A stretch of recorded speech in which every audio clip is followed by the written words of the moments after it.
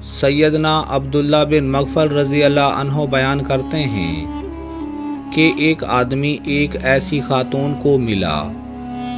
جو جاہلیت میں زانیہ رہ چکی تھی۔ وہ اس سے اٹکھلیاں کرنے لگا، یہاں تک کہ اس نے اپنا ہاتھ اس کو لگا دیا۔ اس پر اس عورت نے کہا، رک جا، بے شک اللہ تعالیٰ شرک اور جاہلیت کو لے گیا ہے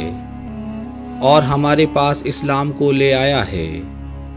پس وہ آدمی چلا گیا اور واپسی پر اس کا چہرہ دیوار پر لگا اور زخمی ہو گیا۔ پھر وہ نبی کریم صلی اللہ علیہ وآلہ وسلم کے پاس آیا اور آپ صلی اللہ علیہ وآلہ وسلم کو سارا واقعہ بتلا دیا، جس پر آپ صلی اللہ علیہ وآلہ وسلم نے فرمایا، تو ایسا بندہ ہے کہ اللہ تعالیٰ نے تیرے ساتھ بھلائی کا ارادہ کیا ہے، اور جب اللہ تعالیٰ کسی کے ساتھ خیر و بھلائی کا ارادہ کرتا ہے تو اس کو اس کے گناہ کی سزا دینے میں جلدی کرتا ہے، اور جب کسی بندے کے ساتھ شر کا ارادہ کرتا ہے تو اس سے اس کے گناہ کی سزا روک لیتا ہے،